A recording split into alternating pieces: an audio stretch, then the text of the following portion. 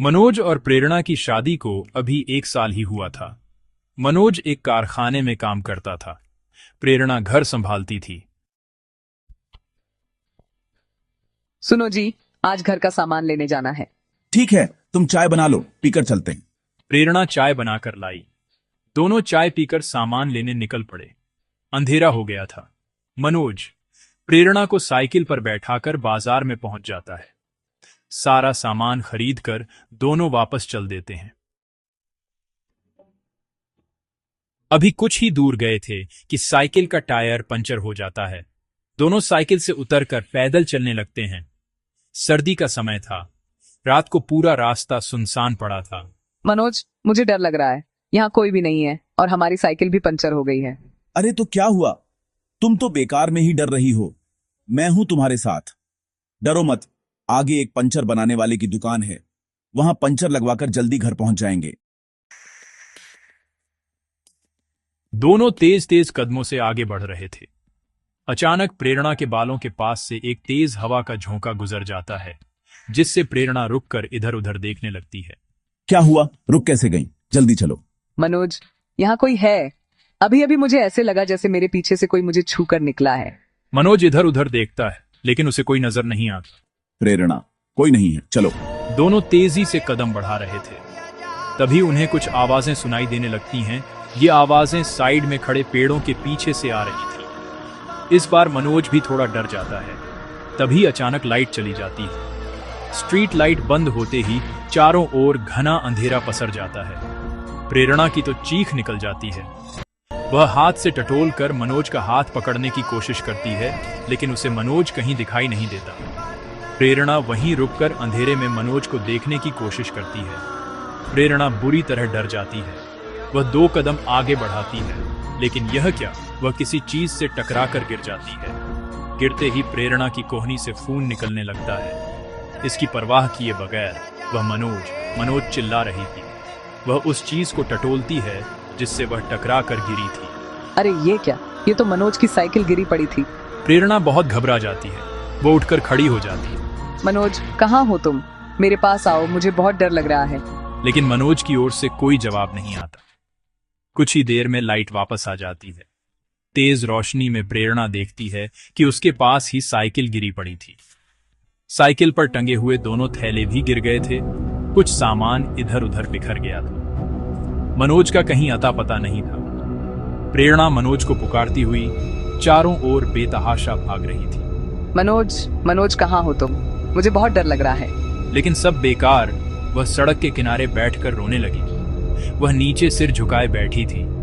तभी किसी ने उसके कंधे पर हाथ रखा। प्रेरणा ने पलटकर देखा। उसके बराबर में मनोज खड़ा था। मनोज, तुम कहाँ चले गए थे? मैं कब से तुम्हें पुकार रही हूँ। जानते हो मैं कितना परेशान हो गई थी। प्रेरणा खड़ी हुई और मनोज से लिपट गई, लेकिन मनोज ने कोई जवाब नहीं दिया। उसने प्रेरणा को अपने से अलग किया। चलो घर चलते हैं। मनोज ने साइकिल को सीधा किया, उस पर बचे हुए सामान का थैला टांगा और घर की ओर चल दिया। प्रेरणा को उसका व्यवहार कुछ बदला हुआ नजर आ रहा था। प्रेरणा उसके पीछे पीछे चल रही थी। प्रेरणा के मन में कई सवाल उमड़ रहे थे। मनोज कहाँ गया था? वह इतने गुस्से में क्यों है?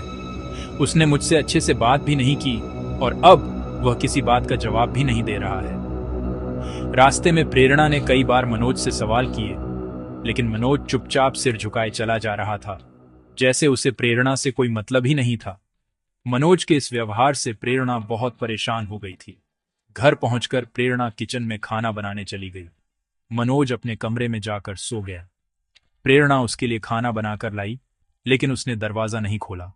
काफी आवाज देने पर भी जब वह नहीं जगा, तो प्रेरणा बाहर ही एक चादर बिछाकर सो गई।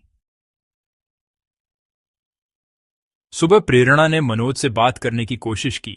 मैं तुझसे नफरत करता हूँ, दूर रह मुझसे। मनोज की आंखें लाल अंगारे की तरह दहक रही थीं। प्रेरणा बहुत डर गई। उसने कुछ नहीं कहा। मनोज अपने काम पर चला गया। धीरे धीरे मनोज का व्यवहार बदलता जा रहा था। वह घर आता, खाना खाकर चुपचाप कमरा बंद करके सो जाता। एक दिन प्रेरणा ने कमरे में बने छोटे से रोशनदान से अंदर देखा तो मनोज दीवार की ओर मुंह करके खड़ा किसी से बात कर रहा था और हंस रहा था। प्रेरणा को कुछ समझ नहीं आया तो वह जोर जोर से दरवाजा पीटने लगी। काफी देर बाद मनोज ने दरवाजा खोला। क्या है, सो जा जाकर। तुम किससे हंस हंस कर बातें कर रहे थे? तभी मनोज की आंखें फिर से लाल हो गईं। वह गुस्से में बोला, लेकिन उसकी आवाज में एक लड़की की आवाज भी शामिल थी। यह मुझसे बात कर रहा था। क्या करेगी? अब ये तेरा नहीं है, इसे मैंने अपने वश में कर लिया है। अपनी जान बचाना चाहती है तो भूल जा इसे और कहीं और चली जा। यह कहकर मनोज अंदर चला गया और जोर से दरवाजा बंद कर लिया। प्रेरणा बहुत डर गई। हे भगवान, इस पर तो किसी प्रेत का साया है। प्रेरणा पूरी रात रोती रही। सुबह मनोज प्रेरणा से बात किए बगैर काम पर चला गया। कुछ ही देर में दरवाजे पर दस्तक हुई। प्रेरणा ने दरवाजा खोला तो सामने मनोज का दोस्त पवन खड़ा था। भाभी जी, मनोज है क्या? अब वह कई दिन से काम पर नहीं आया। मालिक ने मुझे पता करने भेजा है। अगर कल तक वो काम पर नहीं आया तो उसे नौकरी से निकाल देंगे। प्रेरणा को गहरा धक्का लगा। भैया, वो कहीं गए हुए हैं। मैं शाम को उनसे बात करूंगी। कल उन्हें काम पर जरूर भेज दूंगी। पवन के जाने के बाद प्रेरणा घर से निकली। वह एक तांत्रिक को जानती थी। वह उसके पास पहुंच गई। उसने तांत्रिक को सारी बात बताई। तांत्रिक बोला कि बेटी, उसे किसी तरह मेरे पास ला। वैसे तो यह काम मुश्किल है, लेकिन फिर भी तू कोशिश कर। अगर वह न आया तो उसका कोई कपड़ा ले आना। मैं उससे ही उस प्रेतात्मा को बुलाऊंगा।